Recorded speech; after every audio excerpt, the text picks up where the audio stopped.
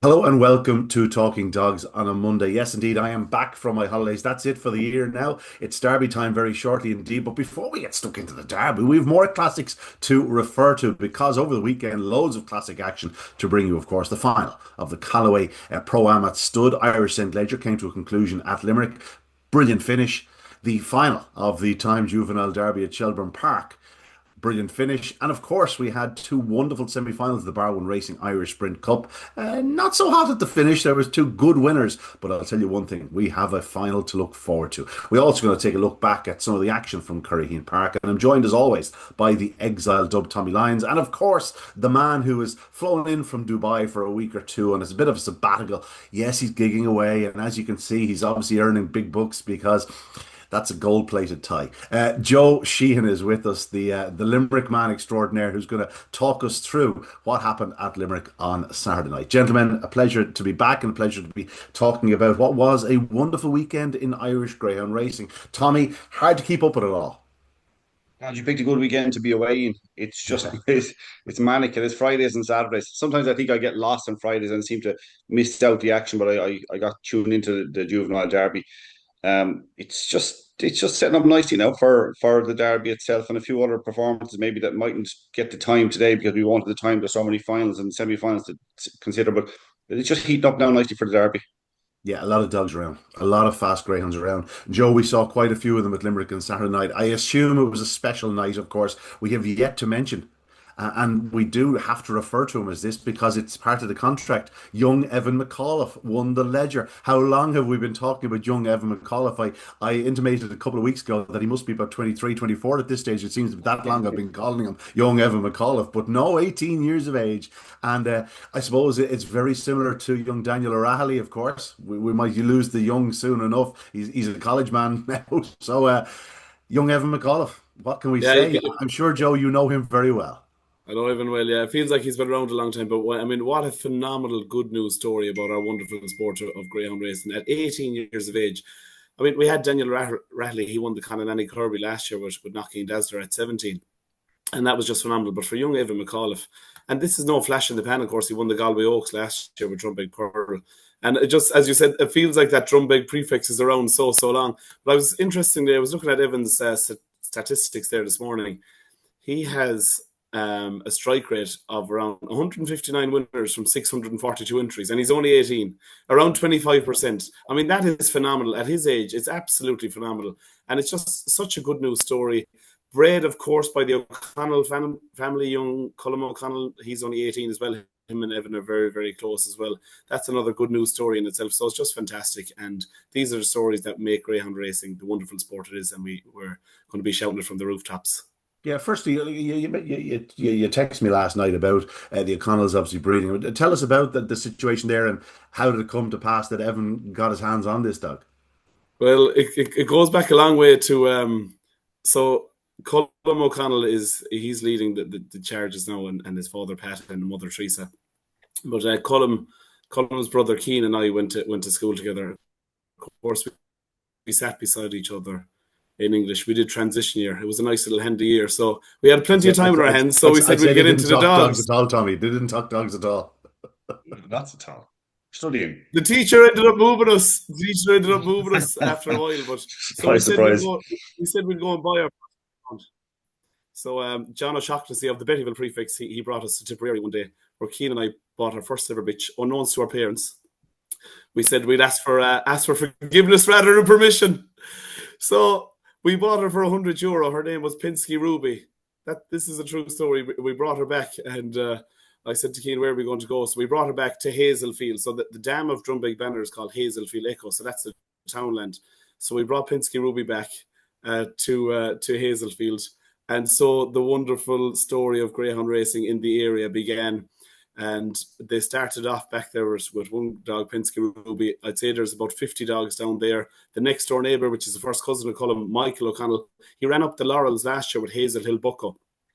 He got in on the action as well. He's seen us walking the dogs and galloping back there, so he got into the action. I'd say he's about 50 dogs. So out of that one bitch, Pinsky Ruby, there's now about 100 greyhounds back in that area. And it's but you know what? It's really lit up our area and the talk of their dogs doing so well. That bitch, she's produced some phenomenal greyhounds, and I feel like nearly half the town has the leg in something. One of her offspring, she had a huge litter from Hazelfield Echo. So it's a wonderful, good news story. And it's a huge testament to the great work that's been done back there in the Hazelfield land. And of course, Evan McAuliffe and his grandparents, of course, the Honey Pound prefix as well. I'm sure they're very, very proud of Evan and his achievements as well. It's just a fantastic, good news story. Tommy, from what I took from that now is that Joe is taking full responsibility of the Ledger winner the other evening. It's all because of him that Drombeg Banner won the Ledger.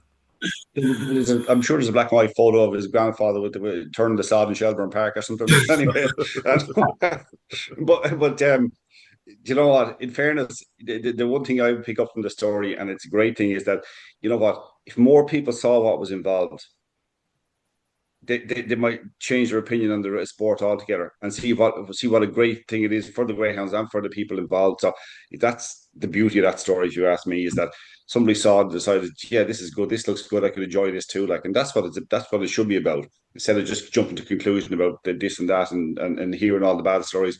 I think the world is full of that, and social media being the worst thing for outside of greyhound racing and everything else, been for focusing on the bad things. It's where the world is all full of evil if you just concentrate on social media.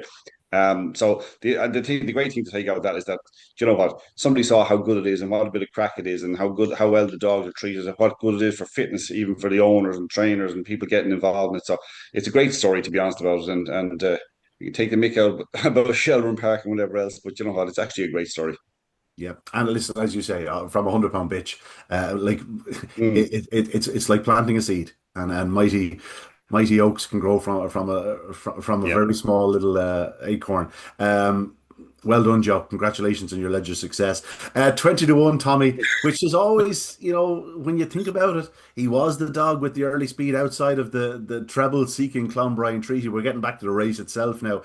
And 20-1, in hindsight, it's easy to say he was too big a price. But when a dog has the chance of going around the corner in front on the Classic, 20-1 always seems that touch big. As it was, I wouldn't have taken a 20-1 around the third and fourth bends. I'd have thought Flight Club was going to get there. But in fairness to Drombeg Banner, it was almost like he sensed that this was the night and he had to get to the line that bit quicker than he had done in previous rounds. And this son of Explosive Boy, and of course Explosive Boy went so close in a Kirby a few years back, a dog with great Limerick form. And 29.57, he did what was needed to hold off Flight Club. We have to mention Hello Diego, who was sent off the 11-10 favourite.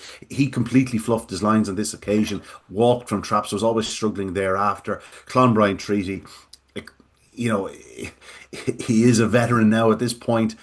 He's won 2 Ledgers. He is just the most remarkable greyhound.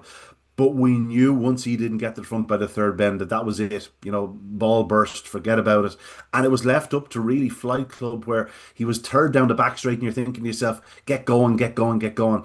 But he ran like a dog who wants further and doesn't get going quickly enough. Now, as it is, he's beaten the shortest of short heads in a final. It could easily have been a dead heat. It could easily have been a short head the other way. In fact, from where I was watching it on a bar stool in Spain, I didn't know. Your automatic assumption is always to give it to the fast finisher on the outside, but Mal called it. And Mal, he's been in Limerick a long time. He knows how it works, and you know yourself when you hear someone calling a photo on their local track, you take their word for it. And he was right, but by God, it was tight enough, Tommy. You know what?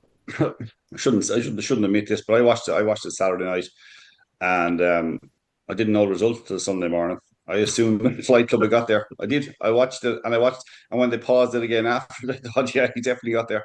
So I was completely wrong. But in fairness, in Mal's commentary, he did call it. I would have been talking to myself if Flight Club had got there and I hadn't backed it, because I did mention the dog earlier in the competition, thinking that no, genuinely didn't think on subsequent performances that it was ready to win a Ledger. So I mean, if it had won, fair play to the dog and to the Hennessy's, but I think Drombeg Banner did. I was thinking about this actually after the final. I was thinking, you could look at the result: 20-1 beats 12-1 beats 5-1, and then you have a 13-8 chance, 11-10 chance out with the washing. This wasn't like the English Derby final. It was somewhat predictable. Like Clonbrine Treaty had missed a kick from 4, showing lovely early pace the previous week. There was the potential. I had hoped and probably hung my hat on the fact that Clonbrine Treaty having run in Trop 4 last weekend in the semi-finals, it would actually help him the experience of Trap 4 again, having not been in it for a long time. It didn't. He walked out even more slowly this time, showed terrific early pace, but you kind of knew, even going down to third bend, because Drombeg Banner was showing lovely pace at the third bend, that he wasn't getting any closer and it wasn't going to happen for him. Hello Diego was also a little bit predictable. We say he's a breaker and he loses a bit of ground. Maybe, he doesn't have the same early pace into the bend and all that. Those type of dogs who break and then finish. The finishing tends to be the thing, not the breaking part of it. That's the more important thing. I know it didn't on the night, and I'd say, I don't know what might have transpired, but he just never performed because he missed it so badly. And also Flight Club, he did what we know he can do. He can break well enough. Just seems to lack it maybe from 1 to 3, and then flies home, absolutely motors home. But you know what? It's a great result. Paul Hennessy had the runner up, and he's had leisure winners and loads of classic winners and 5,000 plus winners all over the place. And you know what? It's another great sign of his training that that he can do this with a dog like Flight Club and get so close to winning it. But there's a great story about Evan McAuliffe winning with Drombeg Banner. I think that's the most important thing. Clonbrine Treaty, it's a shame it didn't happen for history and for having a third ledger. But you know what? He went out on his shield, didn't he? Like he's. Listen. We're not going to feel too sorry for the Murphys. No. I know they'll be watching. He has 4 classic wins under his belt. Like, you know what I mean? There's only so many you need. You know what I mean? Look at it. I think overall, even despite the fact that it's a 20-1 chance beating a 12-1 chance, I think it's a very satisfactory finish to the ledger. Yeah. Joe, I would assume this was very much a feel-good story at Limerick on Saturday night. I would imagine there was a great atmosphere about the place, and a lot of joy was expressed for Evan and his family. Yeah, absolutely. Evan is loved and adored locally, and it's fantastic. And because his grandfather is known so well as well from the Honeypound prefix, from a local perspective, it makes it even more special. Flight Club owned locally as well by the O'Riordan family. Carol O'Riordan was down on the card with Mike and Mary. Mike he was originally a horseyman. I met Kevin Hennessy last night. He said he met the Hennessys at the races in Gowran one day, and he was soon sold to get into Greyhound. So I'm sure this won't be his last dance in the Greyhound game. Speaking of Hennessy and Ledger winners, I remember your father's commentary in 2010. What a tornado! Remember that? That was some finish. But Drombeg Banner, I mean, hats off to Evan McAuliffe. Fantastic run. As you said, he went off 20-1, but it's not all that surprising. In one of his 5-2-5 wins, he got to the third bend in 1598. Just before the ledger, which is fair clipping. Like for a dog, if you come home in 12:20, that's a 28-20 run. But he improved coming home. He was doing 12:61, I believe, before and the final he came home in 12:40. So he improved 3 lengths coming home. You hit the nail on the head there. It's like Drombeg Banner knew that this was the night, right? I need to get my skates on coming home. So it's absolutely fantastic. And for Evan McAuliffe at 18, and he's only getting started. I know he's saying that he's open to training a few more dogs. So if anyone's looking to send him a dog, I think he has a couple of spaces, and I'm sure his phone is going to be hopping after that performance over the weekend. But what a fantastic good news story! This is only the start of it for him. Plenty more classics, I'm sure, going to the McAuliffe household. Yeah, a couple of corrections for the sires. Sire being Explosive Boy and Good News. Second is Explosive Boy is by Good News, I'm sure, isn't he? He is, yeah. Yeah, he's good. Good news out of a delightful girl, Explosive Boy. What a start he was on the track, of course. And I've seen 1 or 2 of his progeny running very well at present.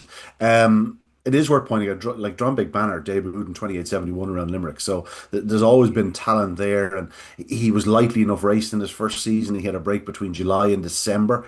After his first 3 starts, he went unbeaten in his first 3 starts: 28-71, 28-87, 28-74. His sectionals weren't sensational, so you could see that there was more to come from him. Had a couple of races around Galway, a couple of wins, fastest being 29-19, and then sort of again a break here and a break there, returned in May, and I just get the impression that there maybe were a few little issues with him, but his consistency since he came back to racing in recent weeks and months has been there for all to see. You know what I mean? He won 2 in the bounce over 5-2-5, just ahead of the ledger, 28-85 or 28-75 and 28-36 around Limerick, holding on from Burgess Cannon. And look at his sectionals, were much improved from his early sectionals, and then his fastest sectional came in the final, 279 as opposed to a 281 in the opening round. So he was improving through the competition. 29-57, just a tremendous performance, and I've been reliably informed that the Murphy clan were more than delighted for Evan and actually provided the party bus back to the local. So I think it may have been a joint celebration, first and fourth, but very much a Limerick celebration. And there's Limerick lads there and women, they do like to celebrate, Tommy. It's great to hear that. Do you know what the best thing is? I know always, same thing with the Laurels, obviously, from living in Cork the last nearly 20 years, that they love a local winner, but you still want, you don't want it to be a substandard competition. You want the best dogs coming down, and then you want the local dog in the final for the atmosphere and the whole lot, and then you want the local winner for the fairy tale story, and that's exactly what it is. Yeah. And both No, dogs come from the same parish, Clonbrine Treaty and Drombeg Banner. So the Murphys they're living in Athleca, which is, I mean, when you consider how big Limerick is, it's phenomenal that these two finalists have come from the one parish in Athleca. So it's fantastic, a great time for Athleca. Hats off to Clonbrine Treaty as well. I mean, it was a good time for Atlanticus publicans and stuff. absolutely. I was talking to the O'Connells as well. They actually had a run. The breeders, they had a runner in Tralee the same night, so they weren't long putting the dog in the van, getting him home, and straight out to Athleca for a late one there. Interestingly, what do you think of this with Clonbrine Treaty? So in the semi-final, he ran up 286, and then it's showing up 287 for the other night. So did he miss the kick, or did Drombeg Banner just come out so fast that it made him look more moderate? I'm not sure. You know what I mean?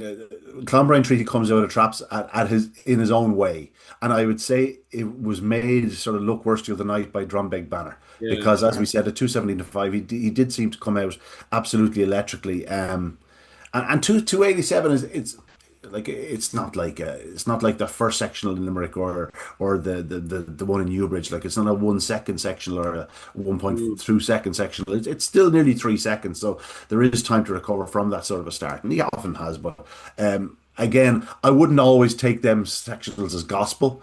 Yeah. But at the same time, it did look like Drombeg Banner absolutely exploded from boxes, and Flight Club probably did make his fastest start by some margin in the Yeah. competition as well. Like, he does 287 now. He's down as a 281 and 284 in the other races.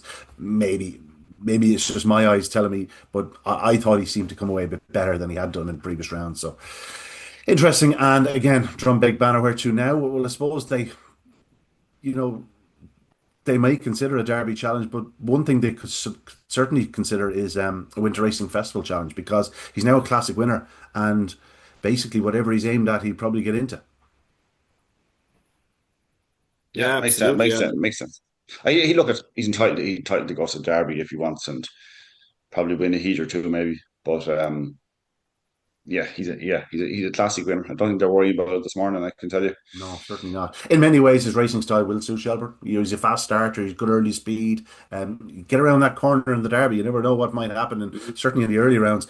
Joe, we'll let you bring us out here of the Ledger action. Again, another special event at Limerick.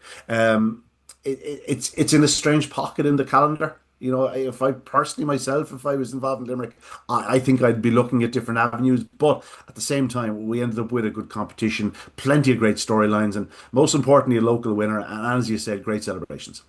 No, I definitely do agree with you there. We do need to look at it and see. I mean, the Ledger for throughout its whole history has been a phenomenal competition. It didn't attract the entry that it probably, it was always 72 or more greyhounds, and it's a pity that it just seems to be a bit squeezed at the moment. And take nothing away from the dogs who competed this year. It was a phenomenal competition. Hats off as well to Philip Buckley with Blast Off Heffo back in third. I know he won the Ledger in 2018, which was another glorious local success. Philip will be very, very happy with that as well. That's a great achievement for him too. But yeah, I think the amount of good news storylines we have from this Ledger is absolutely fantastic, and it was wonderful to see so many publications have Evan's name mentioned and 18-year-old trainer win the Ledger. It's great to see that good news is coming up. I see on social media the numbers are hitting record highs as well, which is fantastic. So we'll keep pushing it, and for anyone watching, keep pushing and sharing and spreading the good news gospel of greyhound racing. It's an easy sell, Tommy. The 18-year-old angle and whatnot. Like, for us, we're used to seeing Evan's name on the card, but when you're looking from an outsider, or you're trying to sell it to the mainstream media per se, like, that's the angle. This is an 18-year-old kid, and certainly if they get into the story and hear what Joe said about where the origins of the greyhound would have come from and whatnot. that's why it is selling, and that's why it is getting out there a little bit more than perhaps if it was just, let's say Paul Hennessy got up. It wouldn't have made a ripple. Yeah, but that's the kind of generation that's lost to a lot of things, not just greyhound racing. That generation of maybe late twenties and under. That's a generation that's lost, and that's the way you can connect back to them is by success through the likes of Evan. And there are a few other, plenty of other young trainers in the country. So hopefully we'll have a knock on effect. Yeah. Joe, my thanks as always. Thanks for all your everything you've done for us over the last few weeks. It's been a thoroughly enjoyable ledger. You look like now you're feeling a bit clammy in the face now. I'd say that shirt might be a bit heavy for the day that's in it. Stick on the old t-shirt. You probably are wearing shorts underneath anyway. All business Excuse me, I'm not. party underneath. But thanks again, and as a sign out for this Callaway Pro Am Irish St. Ledger, I think there's no more fitting way than to hear from Evan McAuliffe himself. Well, yes, I am joined by classic winning trainer. And your first name's not Young, is it? I just seem to refer to you as young Evan McAuliffe for a long, long time. I think the evidence tells its own story, Evan. You are a very fresh-faced young man, but I'll tell you one thing: you are a classic winner, and the spoils are there behind you. Two wonderful trophies. Saturday night must have been a surreal experience. Oh, it was definitely a special night. It's definitely one to remember. Obviously, you've often thought this was going to be a promising young greyhound for you. He started very well at Limerick, lightly enough raced over the start of his career, but in recent times the consistency has been there. And when you have a touch of early speed, you have a chance. Yeah, definitely. No, he always started off. We were always mad about him. He just had a few bits that kind of held us back through the winter, but we got a good run at him there, and he really showed what we thought of him. The one thing I liked about it was the fact that he'd been picked up in a couple of the previous rounds, but on this occasion, he was immensely he was immensely determined. He really dug it out, and it was his fastest run on the clock for the 550-yard trip, and one that would keep you sort of encouraged going forward for him. Yeah, definitely. No, we just had a few bits and niggles with him all along, and look, we seemed to get him right for the weekend, and it really helped him coming home. So, Evan, Droopy's Banner, tell us about the dog, and how did you to come to have him? Well, there was a good friend of mine, Conor McConnell, there. I was over at his place, and he had a nice litter of pups, and I was looking at him, and eventually then he decided to buy two pups, and got the pups and brought him home, and that's where we got him, yeah. And what age was he at that point? I'd say about 4 months old. Yeah. And just there was something about him, just the way he moved, well built, a son of explosive boy out of Hazelfield Echo, so a pedigree you know well. Yeah, definitely. No, he was always a lovely dog, always did everything right. He was never any problem with him. He was always from day one, he was just a lovely dog, yeah. And Colm, of course, is the same age as yourself. I assume you did the deal through social media, TikTok or Snapchat or something. Yeah, no, we were always good friends, and I was over there and seeing the pups, and kind of was seeing them from when they were maybe 4 or 5 weeks old, and they were cracking litter, so I said definitely had to purchase. The race itself on Saturday night, I assume you were dreaming it through your head and how you wanted it to go. The first 5 strides certainly went as you wanted it to go. Yeah, definitely. I was just hoping he could flash out, hit the front, and just stay going, and that's what he did, yeah. The key was you needed to contain Clonbrine Treaty to the third bend. You're probably sick of seeing Clonbrine Treaty at this stage. You've had runners in the ledger for the last 2 to 3 years. Yeah, But this Banner dog has the early speed to match these types of greyhounds. definitely. Oh, he's phenomenal early pace. When he hits it, he's as good as there is out of a box, yeah. Yeah. And of course, it helped that Hello Diego, the real strong runner, missed the kick completely. But Flight Club, I'm not sure how your head was processing it down the back straight. Were you looking in behind, or were you just firmly Oh, setting your jeez, own? I was just looking in behind. I think Clonbrine treated behind him, and I thought he's going to pick him off. I didn't think he was going to get past the line. Yeah. Obviously, it was a tense finish. It was a short head. You were down in the pickup. I assume was it Paul actually leading Flight Club as Yeah, well? So Paul. were you I chatting? Did thought I you was know who beat had on the won? line. Huh? I thought I was beat on the line. I said, "Well done to Paul Hennessy," and he said, "I don't know." He said, "I think he might have got me." So we waited there maybe 2 or 3 minutes. It felt longer anyways, but the result was called then. So delighted. Of course, you're from the same. Are you from the same area as the Murphys? It Yeah, was they're only very five much, minutes up the very much road. Yeah, Limerick, Askeaton, is it? we're at Or Laka. Atlatica? Yeah, Atlatica, yeah. sorry. So they're Yeah. only 5 minutes up the Good road. celebrations. Definitely, yeah. Did they check your ID? No, no, don't have to say more, thank God. Evan, tell us about your journey into greyhound racing. When did you get started? How many dogs are you training? How many dogs did you start with? Well, it kind of really started off. I was down at Grandad's and he has dogs, and I got caught by the bug and brought home two pups then, and it all kind of went from there. And now we've around 40 dogs at the moment. Wow. And what age were you when you first sort of got those first two dogs? I think I was 9, maybe 10 when I brought home my first two dogs. And all of a sudden you're 40. And room Yeah, for more. Room for more, am I right? it's definitely room for more. Yeah, If yeah, anyone with a big checkbook wants to buy a few good greyhounds and send them your way, you're more than willing definitely, to accept but them. definitely, And they're you're more not than afraid to welcome. travel. You'll come up to Shelbourne Park. You'll get around the country. Of Yeah. course, you had a big success at Galway at the back end of last year, and it must have been great. Listen, it's great to have these successes, but it also tells you in your mind that I can do this and I'm good enough to challenge against the best. Oh, definitely, definitely. Winning the Oaks and Galway really kind of pushed it forward and gave us some hope heading into the Ledger. Yeah. What's the next plan now? What's the next one to tick off the box? Oh, I Tick don't off the know. list. The Corby would be lovely.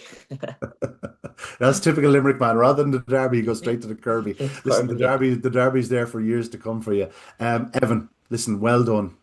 Best of luck with Drubby's banner. We have to ask the question, or Drombeg banner, excuse me. Where to next? Unsure. We don't know. We go straight to the Laurels or we give the Derby a crack, but he'll definitely turn up in the Laurels anyways. Yeah, so the Laurels is the main target, but you might have a little smircher towards Dublin and see how he handles it. He has the Never early know. speed, the 550-yard test at Shelbourne Park, probably not even as testing as Limerick, so there won't be too many lead them into the opening corner. Never know. We might head up. We might head up there. Yeah. Yeah, well, if you are in Dublin, make sure you give us a look up. Will do. Evan, well done, congratulations, and enjoy the remaining celebrations. Will do. Thanks very much. Thanks, Evan. Thank you. Yeah, it's great to hear there from Evan McAuliffe. And again, our thanks to Joe Sheahan. One man we haven't mentioned, of course, is Dennis Murphy, the sponsor of the Irish St. Ledger. He's been a great sponsor over the last couple of years and, of course, owns lots of fast greyhounds, Tommy, but Callaway Pro-Am at Stud and Dennis Murphy, the sponsor. Listen, these competitions are nothing without the sponsors. Yeah, exactly. And Joe said to us too before he left that he'd been very good to them right down through the years when they're in college and the whole lot. So more so than just even sponsoring, but getting actively involved in encouraging the sport, and that's key. Yeah, It's very much. it's not easy. It's not easy to give your money. It takes dedication and a commitment to give money towards it, but to actually actively participate yourself in promoting the sport, that's different. That takes a time commitment as well as a financial commitment. So credit to him. No, absolutely. Speaking of sponsors that we've spoken of many times over the recent years is Time Greyhound Nutrition, and they were sponsors of the Juvenile Derby, which came to a wonderful conclusion at Shelbourne Park on Friday night. Friday night, and Getup The Boy did exactly that. He got up. He's returned 16-1, Tommy, but this doesn't tell the story. Like 16-1 gets up in the closing stages. You think, oh, maybe it had a little luck and whatnot, but tell you one thing. This dog has buckets of gears. I'll be honest, this is a time where I'll take out the trumpet. There was 20-1 available on Friday afternoon. I had a nibble. Like, I mean, a nibble. I just couldn't believe the price. I really couldn't believe the price. The pace he had shown in the semi-finals, the fact Yeah. that he was drawn in trap one, and the fact that there was no guaranteed passage for any greyhound in the race. I just said to myself, like, he shouldn't be 20-1. And Mark Robinson's been there, a Derby winning trainer. He's as cute as the grass can get long. And Getup The Boy, the pace he showed from 2 to 3, and then the determination and strength to get up in the line. Like, I would say this is a deserving winner. He was the youngest. He was the youngest finalist by a bit of a margin. He's a bright, bright prospect. He definitely is. I think on ability, just on the ability that he'd shown in the semi-finals, and we talked about it last week. You know, he's probably he's probably a 7-2, 4-1 chance just on ability. If you thought here it's a straight line and they'll all get a clear run, he's probably a close, or maybe even slightly shorter. You're talking about anything can happen, time of an effort, but 16-1 was the fact that he had never won a race before, and the fact that he was going to have to pick his way through. Everything he did the same as the previous week in the sense that he didn't have the pace to get into the bend. He actually got slightly squeezed up, lost a bit of ground. Then a couple of dogs moved off, left a gap.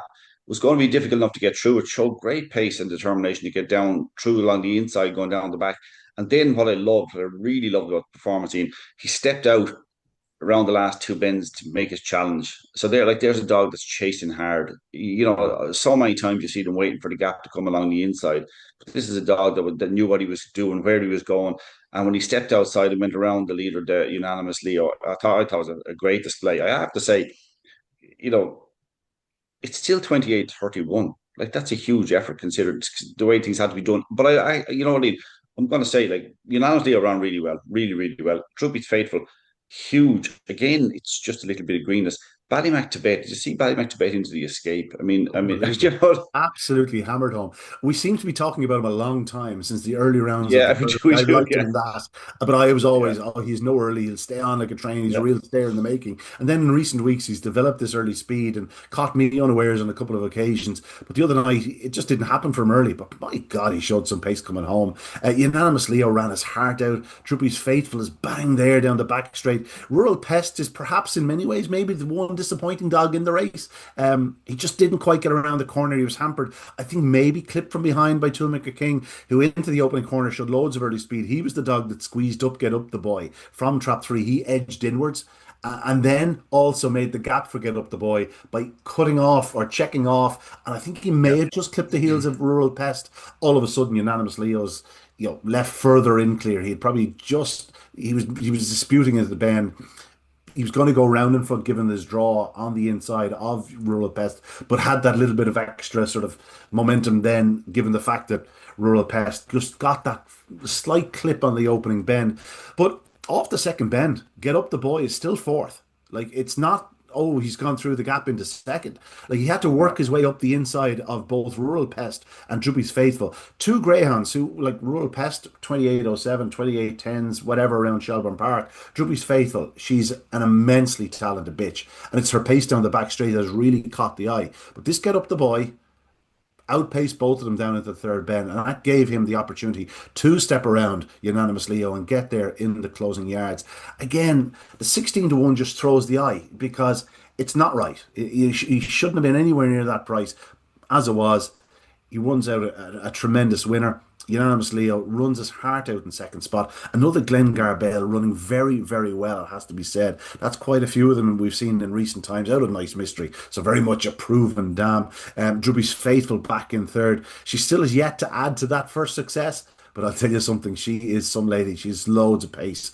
Big run from her, having just her, what was it, her fifth or sixth start. Ballymac to Bed, again, we've mentioned. Rural Pest, again, probably lost his opportunity on that opening corner. And then was sort of the meat and the sandwich between the pair down the back straight. And Toolmaker King, again, he showed loads of pace. So this was a deep contest. And for Getup The Boy to beat them, given his lack of experience and the fact that he was such a big price, is a remarkable display. We did get an indication that they thought an awful lot of him.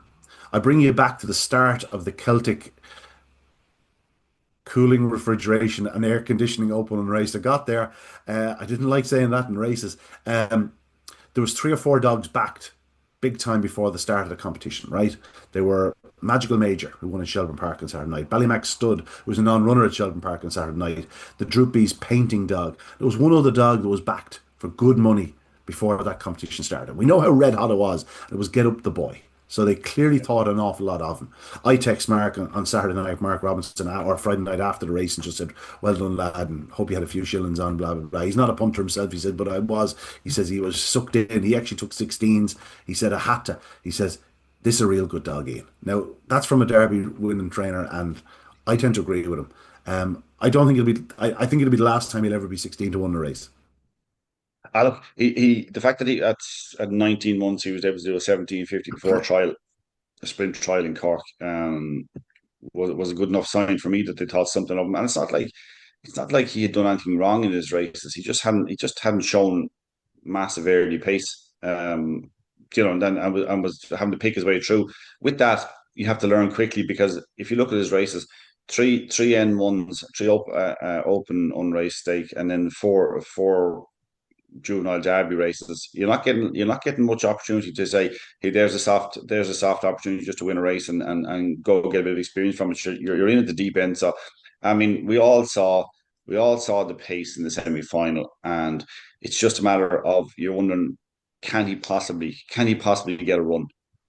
And actually, can I also just say just that Toolmaker King ran way better than finishing last. Just Oh, he was absolutely. Yeah. charging into the bend, and just a dog had come across me. The two dog unanimously broke in front, came across him. He was going to go out. Then he was going to go in the Toolmaker King dog, just looking for a clear path, and then he was absolutely motoring into the turn. So, I mean, yeah, you might say maybe if you were to pick one that was disappointing, I'd agree with you. It was probably Rural Pest, considering his runs, only because his runs were like top class the previous Mm. weeks.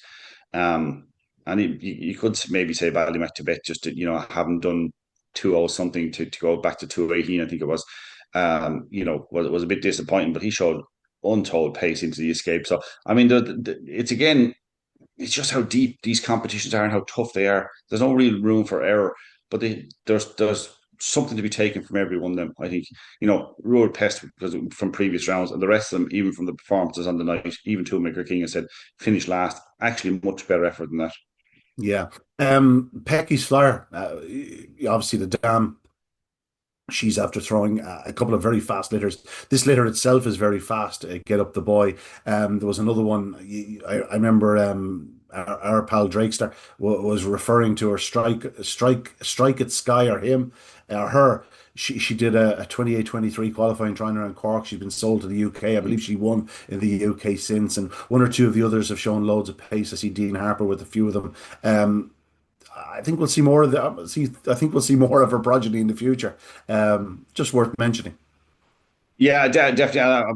If I remember rightly, I think Dean Harper had Pecky's Flyer. I think I'm not 100% certain on that, but like this was Ballycown. Was it Milo? This dog was he Ballycown Milo Yeah, before they bought and obviously and changed the name. But yeah, Pecky's Flyer is very smart. She was lightly raced, but a smart sort. But yeah, I think we'll hear more about them. Be interesting to see what this fella can develop in terms of early pace. Obviously, like I mean, the world as mother would say, yeah, when it steps up to 550, it'll be better again. But I think it can be fine 525 dog, just with a bit of experience. yeah, I tend to agree with you. I don't know what they'll do with him next. He's a January Yeah, 24. There was a time you said, oh, at this time of year, oh, he's going to be a puppy derby dog. Obviously, he's just have to win in the juvenile derby because it's yeah, it's that month or two earlier now. So you do have to decide: do you go for a derby? He's January 24. It's a big ask, but options are limited enough.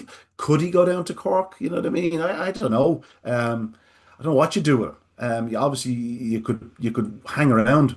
Like I'll tell you one thing, I wouldn't like to be backing too many against him in the national puppy stake later in the year. That would be an obvious end of season sort of target for him, or indeed they could take in a race at the Winter Racing Festival if they chose to go down that route instead. But it'll be interesting to see what happens with Get Up the Boy. But once again, a wonderful training performance by Mark Robinson. Well done to Mark. It's great to see him with another proper greyhound to go to war with. Daniel Ornstein, the Get Up the is the prefix. It's good to see him with a really good dog. He puts a lot of money into the sport. He's a lot of dogs in the UK. I think he's a lot of runners around Hove. He's had one or two. He's had a few in recent years in Ireland. Not been afraid to bring them over and back. Give them a spell in Ireland, a spell in the UK. Sometimes reinvigorates them. I don't know if we'll see this fellow in the UK. For me, he looks very much an Irish greyhound in terms of I think he's suited by our tracks, just a little bit more room to race and to gallop. Certainly the back straight in Shelbourne Park played right to his strengths, and he's up there with amongst the fastest greyhounds down the back straight in Ireland, I'd say, at this stage, given the fact that he ran past Dubby's Faithful and Rural Pest. Again, there's so many good dogs going to come out of this competition. And the consolation race was won by Solo and Go. Tremendous early speed, Tommy. Obviously, part owned by the Cliffords. Liam Dowling. We have to mention Pecky's Flyer once again. Pecky's Flyer is, of course, out of, she's Ballymac Scala. Scala. So she's a half sister. Is she a full sister by repeat mating to, is she Ballymac Matt? Yeah, Ballymac. She's a full sister by repeat mating to Ballymac Cooper, who of course was an exceptional Greyhound Derby finalist himself. And she's also a litter sister to, well, he's now known as Bramble Fair One, but he was Ballymac Fair One, an English Derby finalist for Liam Dowling. And Yeah, she's from a very fast family. Like, you just got through it. There's an awful lot of pace there. But again, the influence of Liam Dowling has been seen there. Of course, he won the consolation itself with Solo and Go, as we've mentioned. So lots to take out of Friday night at Shelbourne Park. Some exceptional performances. Anything else to add about the Juvenile Derby before we move on? No, I think the Solo and Go dog um, hasn't yet fully developed in him. I think there's much better to come. Maybe 2 or 3, but I think he's the type of dog to do a 198 kind of job. The runner up, I know where I'll be going with him. yeah, And only the Dubai, runner I'm up, off to Cork. the runner up is as green as the grass. My God, Yeah. ability for stage, it's only had 5 runs, so it can prove a ton. It's got an immense ability. Ruby slick, but just all over the Well, place at the for moment. Robert to throw him into the Juvenile Derby on debut tells you all you need Yeah. to know. He clearly has very, very fast greyhound. He's just a bit all over the place. If you watch that racing, it's just a bit all over the place at the moment. But when it clicks, my God, he's got some ability. Solo and Go. He has a bit of a Laurel's pedigree. Why do I say that? I can't think of the breeding even of Sol and Go. Oh, He's out of Ballymacminton, Minton, yeah. who Oh, is a shit. sister, or sorry, is the dam of Ballymacquispa, who of Oh, course ran up a lot a few years back. Ballybacquispa was a remarkable bitch that she could finish second in the Laurels. Considering that Yeah. she used to give away about 7 lengths at the start. Yeah, she was a horrible, Remarkable bitch. unbelievably fast lady. She was second to Good Cody in 2022. Again, the Laurels not too far down the road, so maybe that's the route with Solo and Go. I suggest we won't be seeing him in the Derby. The last 25 yards probably just, I don't know, maybe I think stranger he'd things have have to happened, but do. I think his first 25 yards would have to be far more polished than they are at the moment. Now, maybe just maybe, 550 trip and this longer run to the bend might sharpen his focus a little bit, maybe. But I wouldn't. I think it's getting too late to find out. yeah. Do you know? I think it's getting too late to find out. And you wouldn't like to bottom a dog like that. He's got great potential. So I wouldn't like to bottom the dog. Like take a time, go for the Laurels. If that tends not to work out, you might even have a Spin Cup dog for next year or something. It's crazy, isn't it? Like, greyhound breeding never seems to flabbergast you, but like, he's a brother to Ballymac Tibet. I know, You I know know, what I mean? And I like, know. polar opposites, really. It's just remarkable. Listen, that's the Juvenile Derby done and dusted. Again, our thanks to Time Greyhound Nutrition for their wonderful sponsorship of this great competition. And again, these Juvenile Derby dogs now have the chance to go for the Derby, which hasn't always been the case. You know what I mean? Sometimes they've gone for the Derby nearly in hope that they go out in the early rounds, get the bit of experience so they could take in the Juvenile Derby. But now, the way the calendar falls, these dogs will have a week or two before they get stuck into the Derby itself. And I'm sure many of them will end up there. Certainly the likes of Rural Pest and Ballymac Tibet will be there. Droopy's Faithful, you'd imagine they'll probably have a go unanimously. Pat have dog will travel. So who's to say two will make a king? I don't know. They'll probably take a chance and Getup The Boy. That's the strange one, given the fact that he's just that bit younger. But no, a wonderful Time Juvenile Derby. And to finish off our Juvenile Derby recap, Barry Call, should I say, was on hand on Saturday night, caught up with Daniel Ornstein and, of course, Mark Robinson. So I'm joined by Daniel Ornstein and Mark Robinson after Getup The Boy wins the final of the Time Juvenile Derby. Daniel, starting with you. Talk us through that. Speechless, unbelievable. We always knew he had it in him, and the best trainers got it out of him. So unbelievable. Speechless is the word. Mark, you said to me you haven't seen the replay. I just watched it quickly before I come down. He was fourth down the backside behind two really strong dogs. Forget about the leader for a second, behind Droopy's Faithful and Rural Pest, and to come from behind the three of them and win it, you must be over the moon with him. Yeah, it's always difficult to watch the race in the middle of the field, but it looked like he just eased off going into the first bend a little bit. But when he got room on the inside going down the back, that's when my heart started the race, because I knew it was a big run in him. So what more can you ask for? He done it the hard way, but he shows the pace and determination that he has, and he's a cracking greyhound. Daniel, there was a bit of 25-1 during the week. Were you on? I had enough on him, yeah. That's why he went off tens. Good stuff. Mark, the big question I got to ask you, I know it's all up in the air at the moment, but he looks tailor-made for 550 and the Derby's only a couple of weeks away. What's your initial thoughts? Yeah, it's only a few weeks away, but look, I think we're going to enjoy tonight first. We're not going to commit to anything. We'll have a chat tomorrow, Daniel and the lads, and we'll see how it goes. Listen, Daniel, Mark, well done. Many congratulations. Yes, indeed. Once again, well done to Daniel Ornstein and to Mark Robinson, winning the Time Juvenile Derby with Getup The Boy. We look forward to seeing where he'll be in action next. Now, Tommy, let's get stuck into Shelbourne Park on Saturday night, because Kieran Lynch had a big winner in the form of Shanahy Boomer. But before we get to his success in Dublin, we have to mention that it was a good night for him on a couple of tracks, because he provided a good heat winner in the Casco Derby at Curreen Park on Saturday night. Yeah, yeah, he did a Desert Flower. How she won that heat, I don't know. I mean, ran into not all sorts of trouble.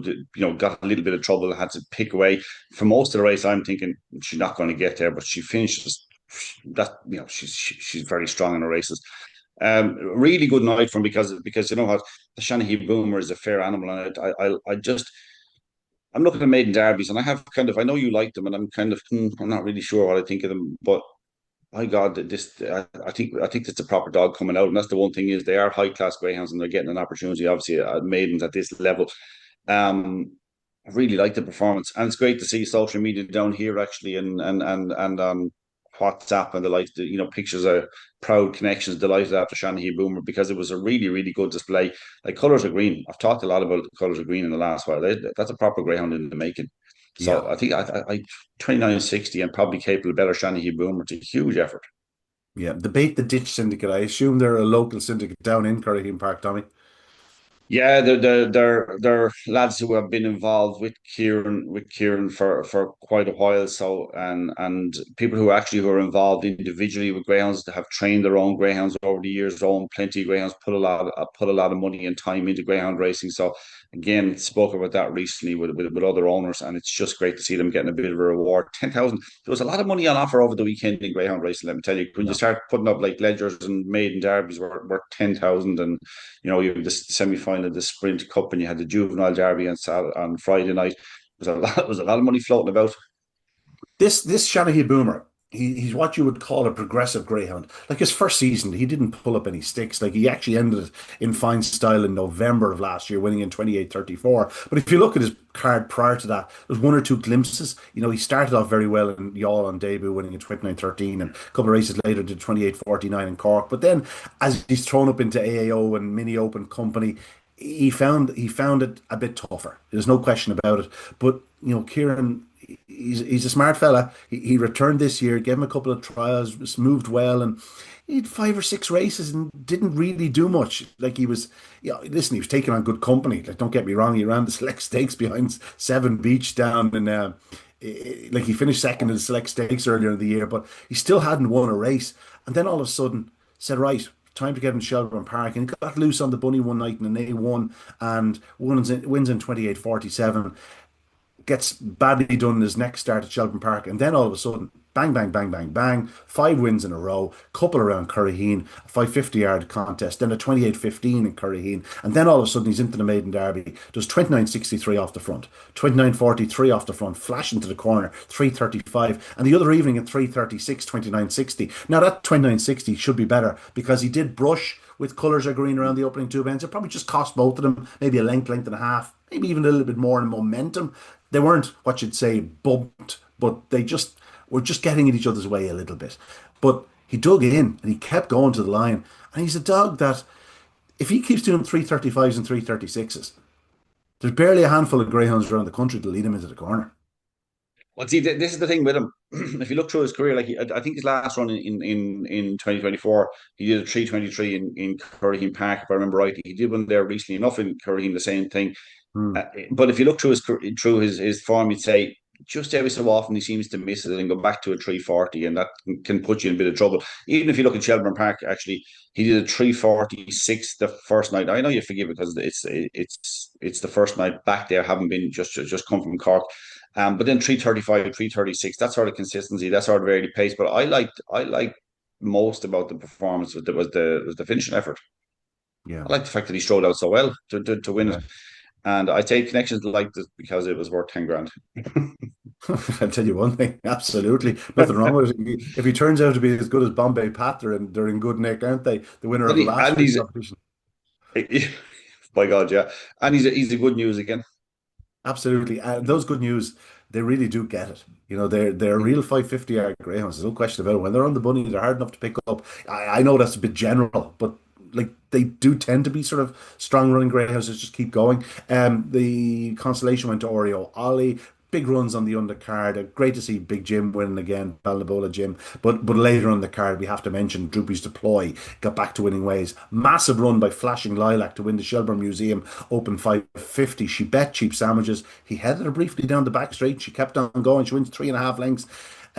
This was her first victory. It won't be her last. She's obviously been very well thought of in the Juvenile Classic. She's been thrown into decent company in Shelbourne Park, but she's had a big break in her card there, be it seasonal rest or a couple of problems. I would suggest it was probably seasonal rest if you look at the times and trials and whatnot. A 28-25 trial in Limerick, and then she had an 1860 trial coming back. She's clearly very, very talented. Well done to Emma Buckley and to James Corden, of course, Pat Buckley. They have a really promising type there. Cheap Sandwiches looked like a Greyhound Tommy that, probably did need another runner, or he probably just needed a run. He worked hard to get to the front after missing the kick. That's twice in a row he's after missing the kick in Shelbourne. I know he's trying to get back to the boxes, being around Toaster. Obviously, he won in Dundalk, but didn't take a flyer on that occasion either. So it's going to take him a while to get used to the traps back in Ireland. And Listen, you know what? It was an okay run without being, a little disappointing, it has to be said. Yeah, a little bit disappointing, all right. And maybe there's some merit in what you say. I'm way less forgiving because I often think like a punter, like I'm trying to see would I back Cheap Sandwiches for the Derby, and at the moment I wouldn't.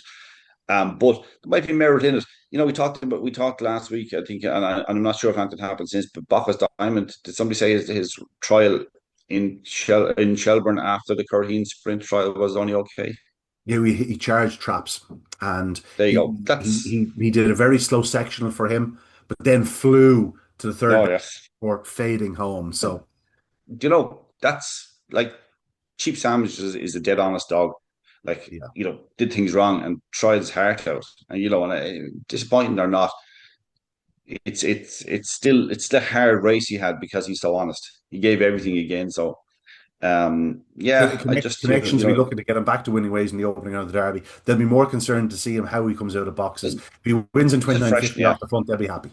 I think you've got to take a chance with a dog that has that experience. You've got to take a chance. You've got to, it's just important to have him fresh now for the Derby because it's a long old Derby, and you know what? When you finish runner up once, it's extremely hard to come back and do it to go one better. There was a maiden 550 won by Magical Major, dog we've spoken of plenty. Yeah. Still very raw, very puppish. Yeah. Just, he's mad for the fence and he just hasn't quite got the start he needs. But I'll tell you what, I was encouraged by the run the other night, and that's much slower than many of the runs on the card. It's no question the engine is there. His run had been churning around in my head there yesterday. Trying to figure it out in my head. How was I happy with it or was I not? I even though at the moment in the first few runs you'd say, is the early pace going to be an issue? I don't think it is. I think that's going to come. I think it's not polished. The starting isn't polished, but I was like you, Ian. I was more encouraged by it than I thought it would be. I looked at the result first before I saw the race. I didn't see it live. And you see Challenge running led near line, and I didn't see it live. I watched it next morning, and I was thinking to myself, I was expecting him to do 29.20, to be honest. But just given the circumstances, the way he ran, and he actually found himself in behind Ballymacmahon around the bottom two bends, just waiting for that gap, and that'll come. It's better. It's far better. I liked a lot more watching it than I did reading the result. I was the same as you. I looked at the result, saw the video the following morning or that night maybe, and I wasn't discouraged. I think it can become very, very polished. I think it is. I think you're 100% right. I think you hit the nail on the head. I think that dog can do 29.20, and I think, and he's certainly in the right place. I think he's probably going to be shorter in price in the betting for the Derby than I want to take. Yeah, but I'll respect this chance. I likely won't be backing him. Likely won't be tipping him. But I'll respect this chance because I think it's there. I do think it's there, and I didn't up until the weekend. I genuinely thought, it's probably too much too soon. But I have a feeling it's coming. It's coming. It looked like it. We learned nothing in the 10th race. Only just confirmation that Bombay Pat is an extremely fast greyhound. 29.32. He went up a bit better. We did learn something. We learned a Magical Mag, this vein of form that she's in, and even though she had a month off, she's exceptionally fast and game as a pebble as well. My God, I'm not sure what the break was from July, and then had a trial now, 28:13 trial, and 3:35. I like the run, and I like the fact that the forced Bombay had to pull out a little bit of something. That's for a first run back for him. That's nearly perfect. You could nearly leave him off now and say, look, I'm ready for the Derby, because that was a real good run and a real kind of I assume that's nearly that's what a they will do. that'll put a shine on you. Yeah, sure will. Last race one with Droopies or later, but a good night's racing at Shelbourne Park on Saturday night. Now, Tommy, before we leave to go to Dundalk, we're going to skip back to Curraheen. You mentioned Desert Flower. Second heats were won by Price's Romeo. Fast Greyhound got up in the line by a short head to win from Sirius Alpha, and handcrafted back in third. But there was also a big run in the Pat O'Driscoll Memorial. It was an 8-3 stake, but Ballyhimmock in Rio looks a really bright prospect. A son of good news, let it be said. Yeah. Yeah, really, really bright prospect for Johnny Linehan and the owners. I really like this performance. You come back there and see a good sprint run, and then missing the kick, and you're half wondering. I always kind of wonder with these, are they not staying if you're going back to sprinting so quickly? But actually ran on to win first time back up. And it is a tree company, and it's obviously going to be tougher. But at least the sections are going the right way. Really, a really nice dog. Out a good poppy as well. What else a good poppy have you? Well, it's a very strong running litter. Flight Club is obviously out of in the same litter. Dale Road Poppy, who's been tried over further. Savannah Regimental, who's now in the UK, is a leading stayer. Like, there's a lot of stamina in it. So the fact that he's winning sprints is a good sign. If there was no stamina in the rest of the litter, you'd be a bit concerned. But I'd say he's a dog that probably wants 550 yards. Now looking at look at Flight Club. I mean, the way he runs.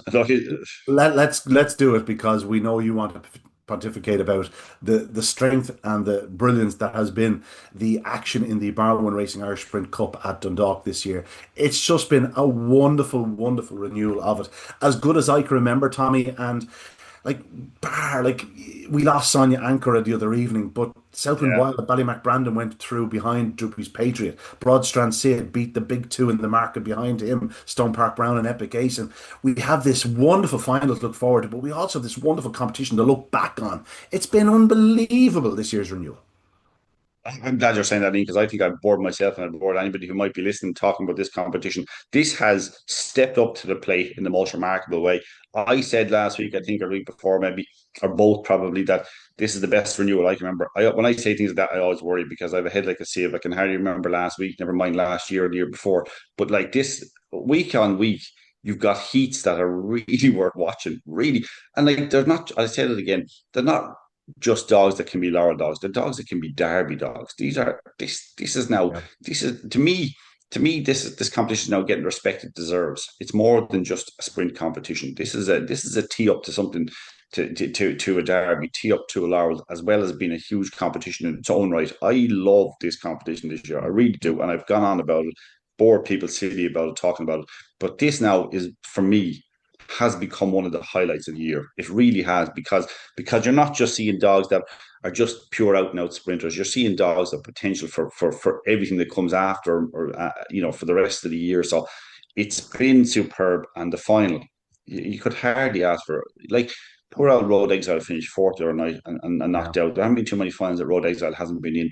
But that tells you the standard of the competition.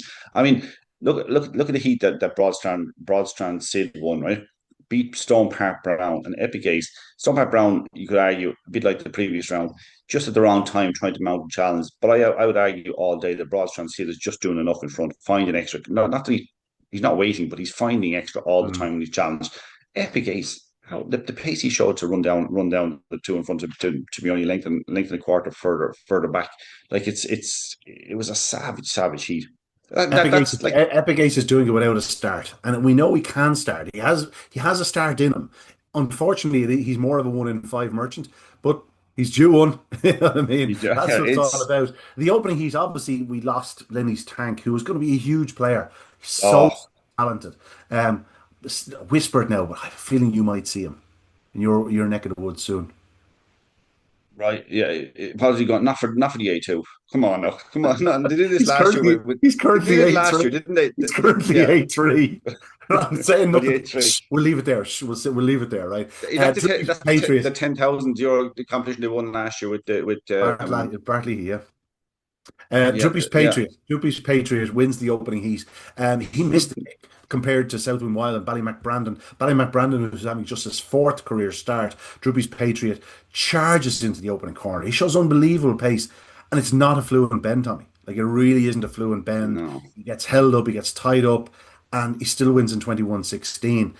Big run. He's an immensely fast greyhound. I have no doubt with a fluent run, and I probably would like him a bit more into the middle to run that corner a bit better. I think there's a 20-70 in him every day of the week. Yeah, but like the beauty of this is that the final is so good, and so good. It's so good quality wise, but it's fraught. It really is, because you Broadstrand Sid in 3, who goes straight as a gun barrel for about 35 yards, and then want the inside. And then, let's be honest. Let's be honest. If he starts in the final like he did on Saturday night, he's gonna take the world a beating. I don't know. I actually didn't check the prices, I'll be honest about it.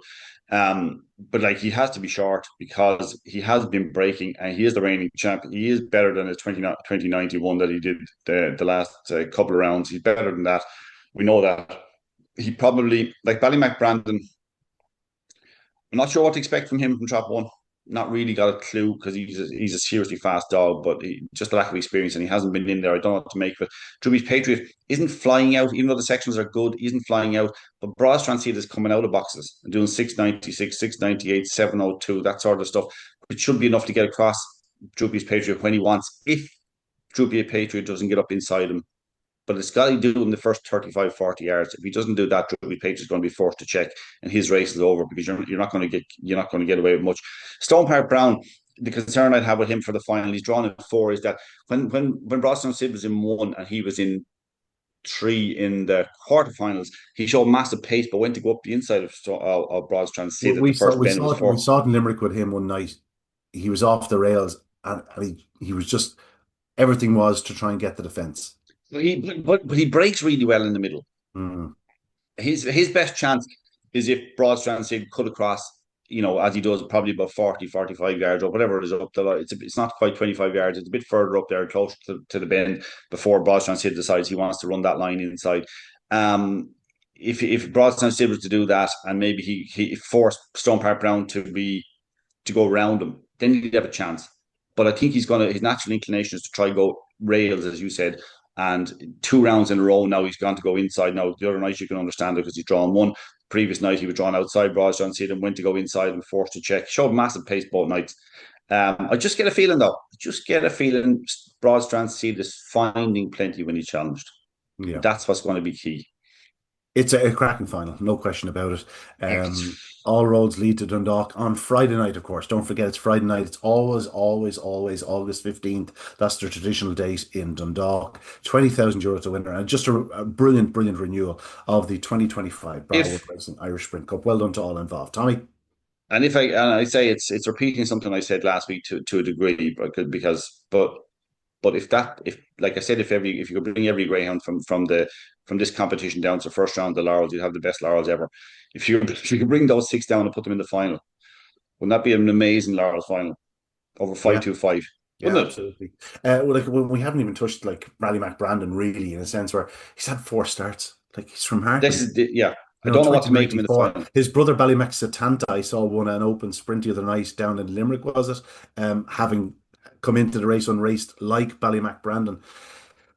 Just remarkable, the talent that's available down at the disposal of Liam Dowling. But then you look at the other 5 dogs and go, well, he's going to struggle to win that race, isn't he?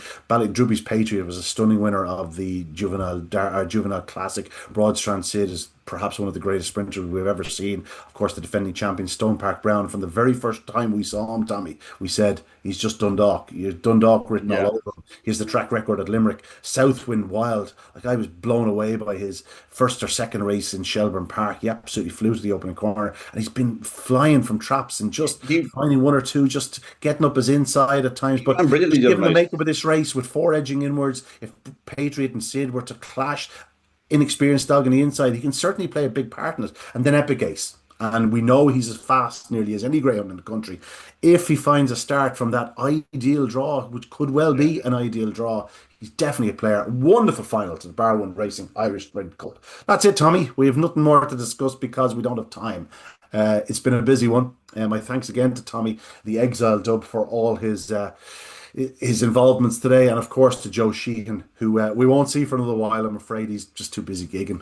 I'm not sure we can afford him anymore. Anyway, but that's it from Talking Dogs on this Monday. We hope you've enjoyed our recap of what's been a very special weekend in Irish greyhound racing.